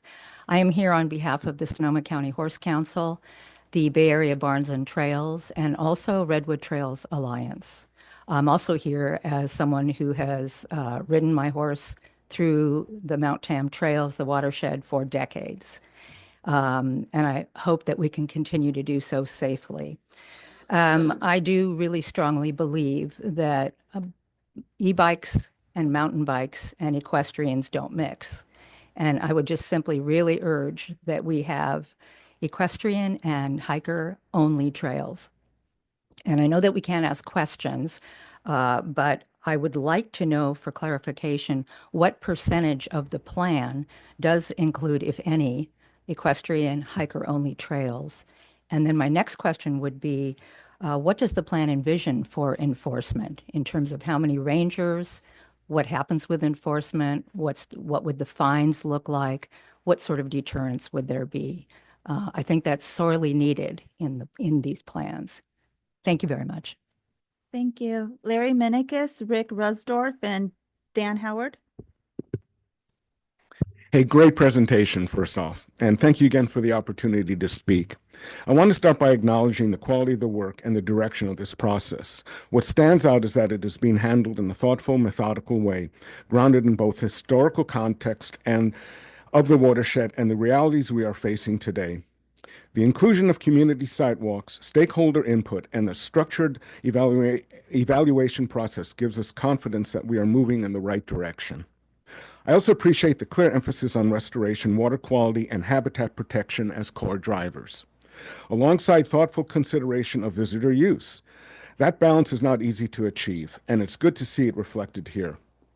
Overall, it feels like a process that is inclusive, transparent, and appropriately placed, and I want to thank staff for that.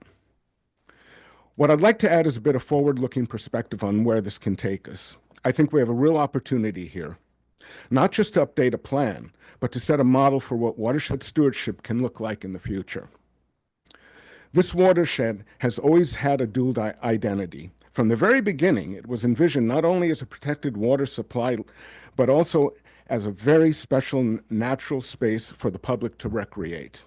The challenge and the opportunity has always been how to honor both of those purposes without compromising the resource itself.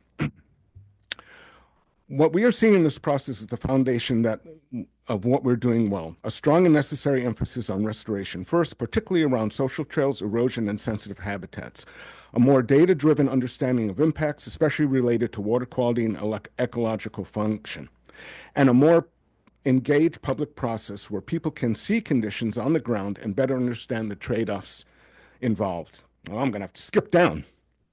There's an opportunity to build a stronger culture of stewardship alongside the physical plan, where users understand not just where they can go, but why certain decisions are being made. Thank you. I want to thank you for this. And Jed, thank you for your thoughtful comments. They're very much appreciated. Hi, my name is Rich Rustorf. First of all, I'm a hiker and a Marin County patrol volunteer. I've been with Search and Rescue for Marin for 5 years, 6 years. I've hiked about 90% of all the trails in Marin County. And I want to say I'm not a horse person. However, I take their side with this because the one issue that we've seen is the bicyclists. So I'm with them on not allowing bicyclists on these single track trails. Jed, I like your idea of a Marin water nature preserve, and I would go a step further and I would see about getting it classified as a federal wilderness area. And in a wilderness area, no mechanical tools are allowed, no bikes, no motorized saws, etc. So I would go that far. Thank you. Thank you. Dan Howard, Lizel Blash, and Zachary Pardon. Good morning, board, and thanks for hosting us this morning. Grew up, born and raised in San Anselmo. I currently live in Fairfax, where we've raised our 3 children. I spent my youth running around Baldy and Tam, fishing in the lakes. I've matured, and now I'm to the point where we buy our seasonal pass every year, and the reason I go up to the watershed now is to walk and enjoy the serenity and the peace of the watershed.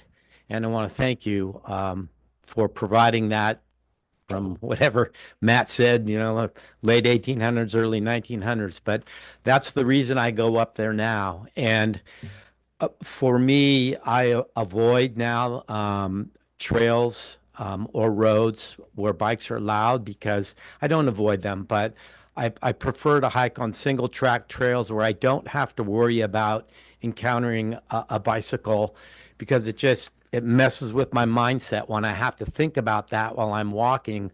The reason I'm out there is so I don't have to think about any of that kind of stuff. And so I'm hoping that in this planning process, and I'm sure you are considering that, but the 2 that really caught my eye in the first proposal that was released were Pumpkin Trail and Sunnyside around Bontempi. Those are 2 of the trails that I'm frequently on. And those are just the kind of places that I don't think it's compatible for bicycles, hikers, and equestrians as well. So thank you for the opportunity to comment.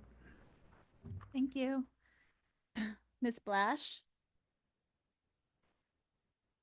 And then Mr. Parton. Hi, I'm Liesl Blash. I'm here representing myself alone today. I rode here on my bike. I'm a committed advocate for utilitarian cycling, and I'm also an avid hiker and conservationist, and it's one of the reasons I moved to Marin. So I've enjoyed the site walks, and I found them really great because I've met a lot of interesting people. I think they build community and conversation between the different groups that use the trails. I think this is a wonderful effort. One of the things that did concern me a little bit was I felt like some of the comments made by some of the folks leading the hikes was almost like that the opening all of these trails to bike access was sort of a foregone conclusion. Maybe that wasn't intended. I'm hoping that it's going to consider to be a conversation about options and not just, this is going to happen, so let's get ready. I'm kind of concerned to hear some of my favorite sort of magical hiking trails, trails that I use to escape the frantic pace of our, busy human-centered world. Might be considered multi-use in the future. So I just want people to go slow and really listen to all of the voices. I concur with the gentleman who just spoke a little bit about the anxiety that comes up sometimes when you're constantly scanning for bikes. You don't want to, and I love bikes. I have a lot of mountain biking friends, but you want to get down and look at a flower and you're like, oh my God, I might get hit by a bike, like look around. We need some places where we can just have some peace. And then we do need places for bikes too. So I'm not trying to speak entirely against bikes. And I want to note that this is a very old county. It's not, a lot of us that are hiking are not hiking and scared about bikes because we're too old to have fun. We sometimes need to move at a slower pace. We have some physical issues. So if we're talking about accessibility, we also need to make trails that are safe for people who are maybe a little more fragile, need to move more slowly, maybe don't hear so well with a bike bell coming down the trail. And so I want that to be taken into a consideration too, that we have trails that are accessible to everybody. And I'm just going to ask, close with Aldo Leopold's quote that recreational development is a job not of building roads into lovely country, but of building receptivity into the still and lovely human mind. So we need some places that are still, places where we can move slow. Thank you. Mr. Parton and then Andrew Levine.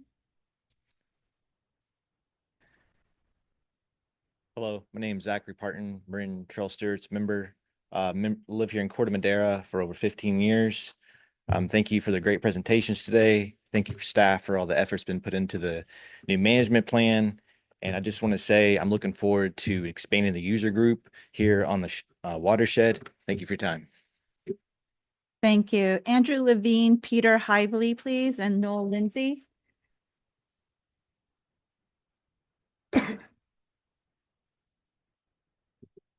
Hello, Andrew Levine from Mill Valley. Quick compliments to everyone for the great work that the district and its staff has done on this and previous efforts to kind of get community involved in the watershed. One thing I'd like to just say is that everyone here in this room, all of these folks care about the mountain and they're trying to make it better. And everybody wants to preserve that environment. And we might have some different ideas about how we can do that.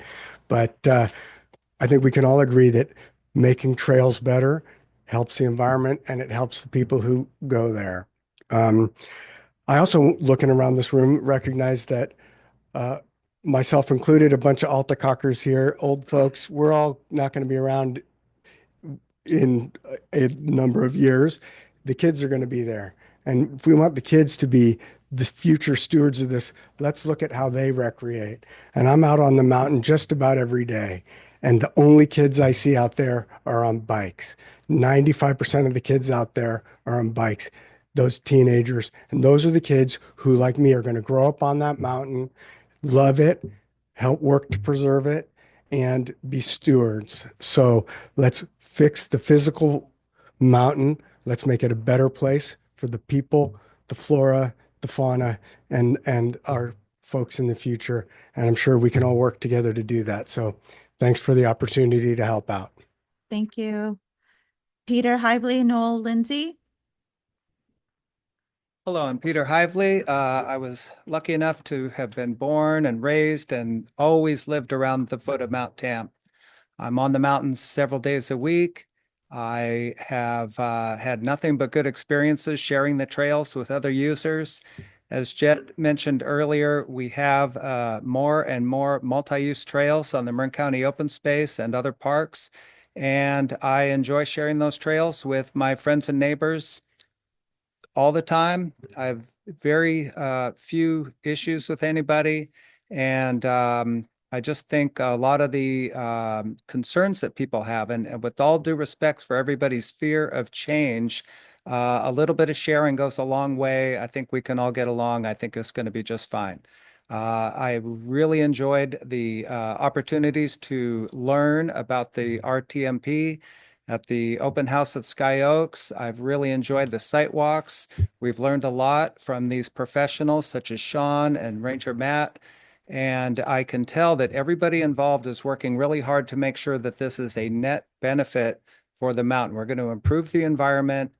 The recreation is going to continue, and we're going to be able to do both, and everybody's going to have a good time. Thank you. Thank you. Noel Lindsay, then Krista Hoff and Donna Pugh. Hi, thank you.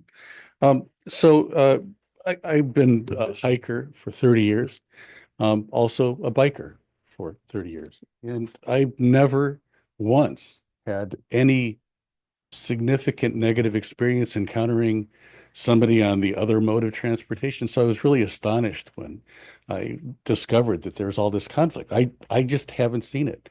And so I actually did dig into it to try to figure out why there is this conflict. And I think I have some ideas. There's a lot of misunderstanding, I think. One of them is e-bikes, for example. We're not talking about e-motos. We're talking about class one bicycles. They're not motorcycles. I grew up as a kid racing motocross. They are not motorcycles. Class one e-bikes are just basically a little bit better for older people like me if you're a mountain biker. Equestrians, I always yield to equestrians. I just stop and watch them go by because they're beautiful. And every mountain biker I know feels the same way. Ruts, you know what? If you're on a bicycle and there's a rut, you avoid it. You tamp down the ruts. You spread them out because you don't want your wheels getting caught in those ruts. So the argument about ruts is false. It's just simply false. If anything, on a muddy day, bicycles spread out the ruts because they always choose not to go over a rut. Who yields to whom? This is the biggest thing where there's a misunderstanding. I've gone to various events recently where I've had a chance to talk with people who kind of feel differently. And one of the things that really surprised me is I said, I use a bell on my bike because I think it's a polite way to announce my presence. And she was like offended by it. She was like, what? So we can get out of the way? And I'm like, well, kind of, yeah. I mean, who yields to whom? Bicyclists yield to hikers, but what does that really mean? It means that the bicyclist, the bicyclist has to wait for the hiker to kind of get to the side, and then the bicyclist can go by. Lindsay. We got to continue on. Thank you. Krista Hoff, please, and then Donna Pugh. Hi, my name is Krista Hoff. I'm the Off-Road Advocacy Director for the Marin County Bicycle Coalition. Thank you again for your continued work on this. It's been really a pleasure to be a part of it and watch all the effort that's gone into it. I've been at all the site visits and the open house and have really appreciated the knowledge that has been shared at those. Carl's arch over his head every time that the goal is net environmental benefit, which I appreciate. That is also what we want for the watershed. We want to preserve this amazing treasure that we have in Marin County. I wanted to say that at these meetings, we've also had an amazing opportunity to talk to other trail users, and we've often found that there's a lot more we agree on than we disagree on. I've had that said to me specifically that some people have expected that we would be fighting head to head at all of these, and they've actually been like, we have a lot in common. And our goal is actually the same. We want to enjoy the peace that the mountain brings to us, just happens to be on a bike instead of on our feet. And what the previous speaker mentioned, that their experience has been positive, has been my experience as well. I think that's the majority of everyone's experience has been positive with other user groups. I think that's reflected in the survey that you've done as well. And so I would want to lean on that as providing direction for how this proceeds. There will still be plenty of trails that will just be for hiking and horse use that will not they will not all be changed to multi-use. And our impact, I think, as cyclists on the watershed is no more than a hiker or horse has. It's all about good maintenance and good trail design. So we're here to support that effort. Thank Thank you. Go ahead, Ms. Pugh, then Daniela Wild. Thank you, Donna Pugh.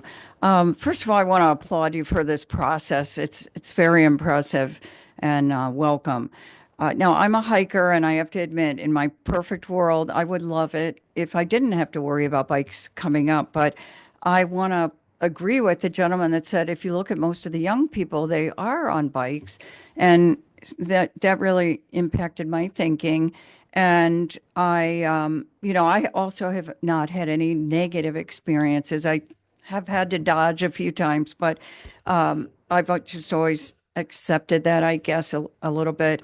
And I try to also hike on areas where it is just hiking. But I agree with the people who have said we have to find a way to make it work for, have some for the multi-use and some for not. I do agree with the gentleman that said, but let's make sure the trail is wide enough so that people can pass, because that I thought was a very good point.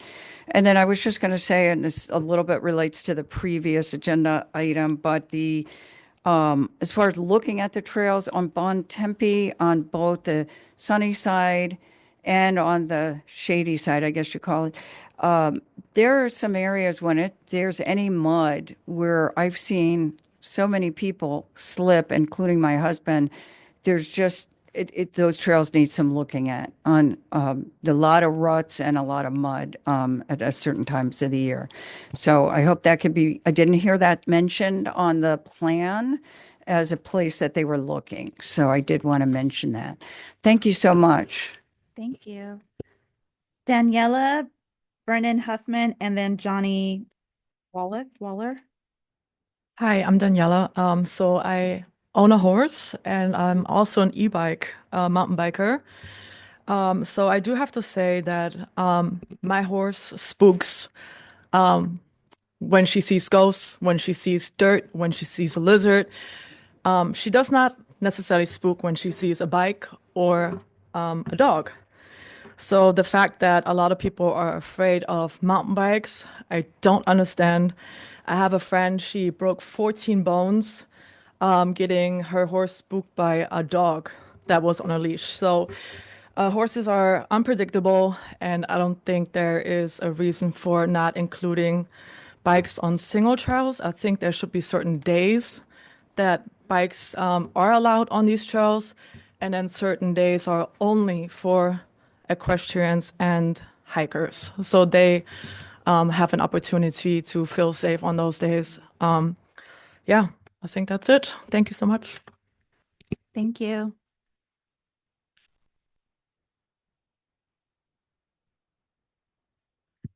Good morning, directors. I appreciate the opportunity to speak, and I appreciate all the hard work that the staff has put into this process. I'm the executive director of the Marin Trail Stewards, and I have been asked by several members to speak on their behalf today because most have jobs and can't attend a 9:30 a.m. meeting. So I feel for them, and I have some prepared statement to make that our organization has formed. So we all share the same goal: protecting Marin's natural landscape while providing safe, meaningful access to the public. I'm here to ask for a balanced approach that does both. The Marin Water District manages 65 miles of single track trail yet none are open to the mountain biking. Liberty Gulch, the one exception. Cyclists are limited to fire roads, which are often steep, fast, and frankly, less safe for many riders. Meanwhile, the trails themselves offer a slower, more controlled experience where users can connect with nature, observe wildlife, and recreate responsibly. There are concerns about environmental impact and safety. Those concerns deserve to be taken seriously. But the evidence shows that well-managed mountain biking has a similar impact to hiking, and that trail conditions are driven more by design and maintenance than by the type of user. Safety on shared trails is also a solvable issue. With clear standards, good sight lines, good signage, and proper etiquette, these are the keys to success being used across California and beyond. I represent over 3,500 local riders through the Marin Trail Stewards. Our community is not just asking for access. We're offering partnership. We are ready to contribute time, labor, and expertise to maintain these trails, improve sustainability, and ensure safe conditions for all users. We're not asking for blanket access, only for shared use to some trails. Yeah, that's what I was going to ask. If if you provide us with a copy of with your thing, and I'll send it to the. Here you go. Thank you, sir. Yeah. Thanks for your time. No, I'm glad you have it. Yeah. Johnny Weiler, and then after him, I'm moving on to Nona Dennis, then David Long. It's Johnny Walker. Sorry, my handwriting was terrible there. Oh, I work for Marin Bikes, and our company was founded in the foothills of Mount Tam. I love the history piece of Mount Tamalpais, the 70s, the clunker eras. So I have to talk about Gary Fisher sold the name Marin Mountain Bikes to our founder, Bob Buckley, and Marin Bikes was started in 1986. So our company is entrenched in the history of Marin, and we have names like the Pine Mountain, Eldridge Grade, Rocky Ridge. These are all models that we get to speak to and contribute to the community and be a part of this conversation. So we're happy that this process is going forward. It's super exciting to see the effort, the enthusiasm of all the groups. And I think that the education and the outreach is really the next steps for us, is how can we support everyone understanding what are the rules, the regulations, and Marin is excited to help out and participate in being part of the conversation. There was comments about bikes earlier today, and there was e-mountain bike is not a class 2. That's a throttled bike that is also for schools, the pedestrians. The school districts have to worry about that. We're talking about class 1 mountain bikes. So just happy to be out here and watching this all. Thank you. Thank you. Miss Nona Dennis, then David Long. Go ahead, Miss Dennis. Thank you very much. I am grounded these days, but my dominant view is Mount Tam. I'm looking at it right now and thinking about you. I want to thank Matt for the wonderful history. I want to thank Director Smith for his really cogent idea about zoning and the other remarks about protecting the sensitive resources. Down to details, I agree with Vern Huffman. He just said that design is a major factor.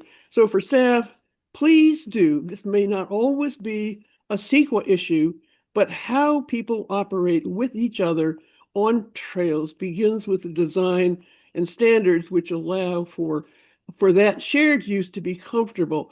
Moderate gradients, gradient control, width for passing, a surface area, the kinds of corners that come in. 90% of operational conflict can be resolved through that kind of design, but attention to that design. Make use of your consultant, Ascent, who wrote the first program EIR for state parks for change in use throughout the state parks, in which they actually introduced topics that are not typical CEQA topics, but rather address the whole question of compatibility, safety, and the sources of conflict, which can be resolved not only through enforcement, but through the original design.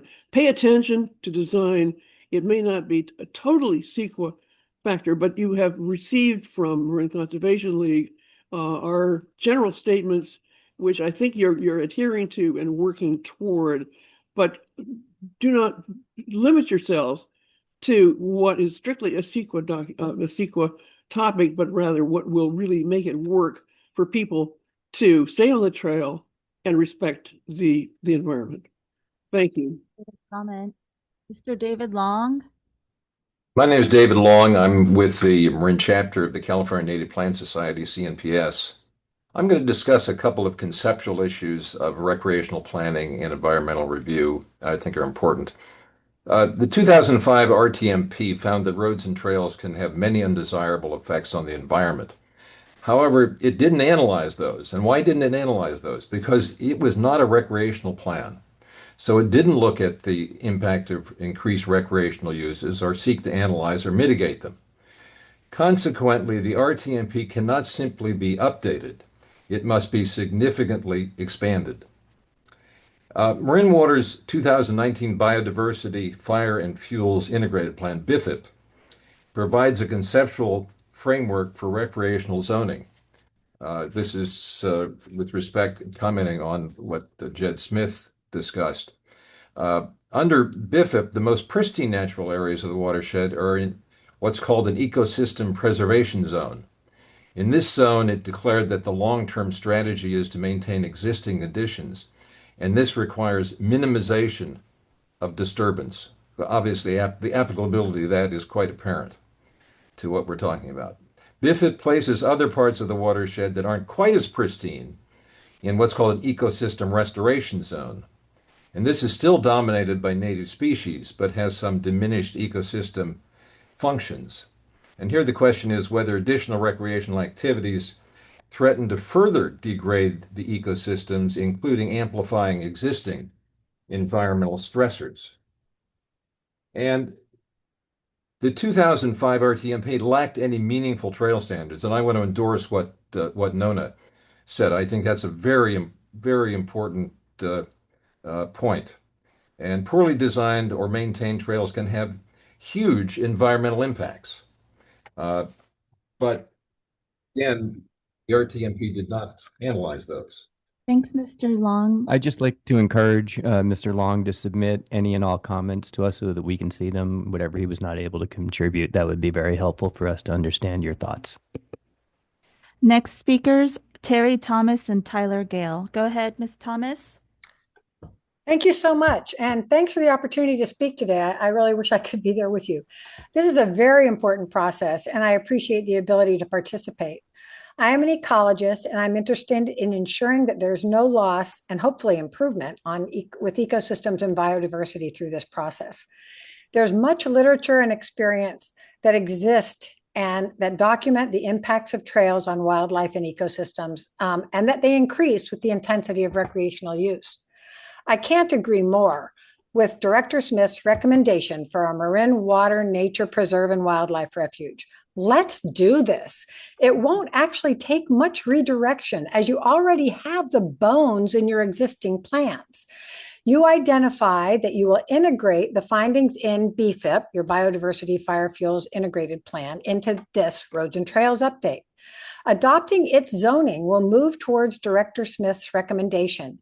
You already have this core nature preserve and wildlife refuge identified in the first two zones of your BFIP, and so you don't have to reinvent the wheel. They are identified as the preservation zone, which are intact ecosystems absent of structures and picnic areas, and the ecosystem restoration zone, which is characterized by ecosystems dominated by native species. These two zones are the ones that can be identified as a nature preserve with limited trails, no further development for human access. The other two zones are also in the BFIP, have more flexibility for accommodating multiple use trails and more human access.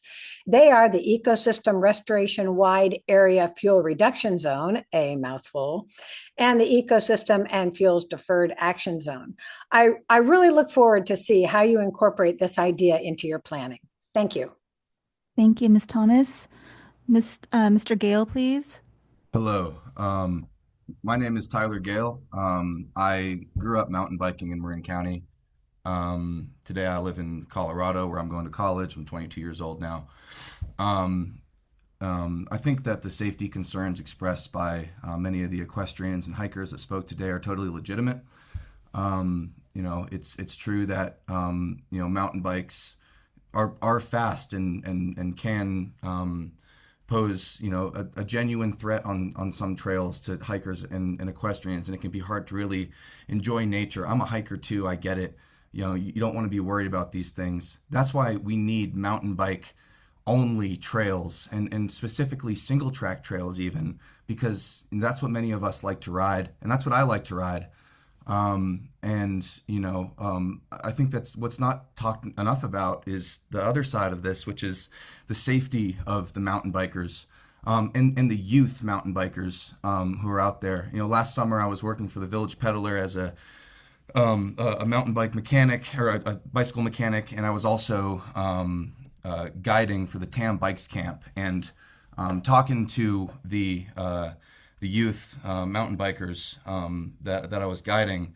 They shared many stories which sounded quite familiar to what I grew up with, which was feeling real hostility and even hatred from from hikers and primarily, but also sometimes equestrians on the trail. And that's what you learn growing up in mountain biking in Marin County, that you're not only not liked, but you're hated. And I grew up being called names and harassed, and many of these youth shared the same story. One even told me they were shoved off a trail by a hiker. So what we need is mountain bike only trails and equestrian and hiker only trails, and perhaps trails that have different use on different days, so that everyone can be safe on the mountain. We just need to understand that 30% of trail users are Mr. mountain Gale, bikers, and thank you for we your deserve comment. If trails you have too. any further comments, you can go ahead and submit it to us. Thank you. Next speaker, Miss Vicki Nichols. Yes, thank you. Good morning, directors. Thanks for the opportunity to comment. I will admit I'm a little bit late to the actual details of the progress to this point, but I want to congratulate Sean Horn and Alex on their updates. I think the process is great. I'm not going to advocate for any of the users today, but I'm actually happy to have heard from several of the users. I think that you always, as you know, get important input on this topic for all those that are going to use the mountain. I want to endorse hearing Director Smith's idea. I think that's very interesting. And I like the details from Terry Thomas, as she mentioned more specific. So I hope you'll incorporate those into your thinking and consideration. And then I really want to compliment Ranger Matt's historical presentation. I'm a sort of self-educated historian myself, and I always appreciate the historical context. The more you can include that as a component in your presentations, it helps people understand how long we've had this resource, how we got this resource, how long boards like yourself have been struggling with the best ways to maintain the balance of recreation and whatever users are there. And lastly, just as a quick uh, aside, in 1909, the city of Sausalito, where I've been a resident for over 45, close to 45 years, had a Sausalito Water Festival, and that was celebrating us trying to become the first water district. You all beat us out because we just didn't have the water resources in Sausalito to support a district, and you had the watershed from Mr. Kent. So we're connected in a simple way, and I applaud the process. I encourage you to take your vitamins. It's going to be a long haul. Thank you. Thank you. There are no further speakers. Okay, thank you all to the public for working with us here and the comments. Okay, so moving on to upcoming meetings. Our upcoming meeting for the watershed, the next watershed committee meeting, special meeting of the Board of Directors is scheduled for Thursday, June 18th. And with that, we will adjourn.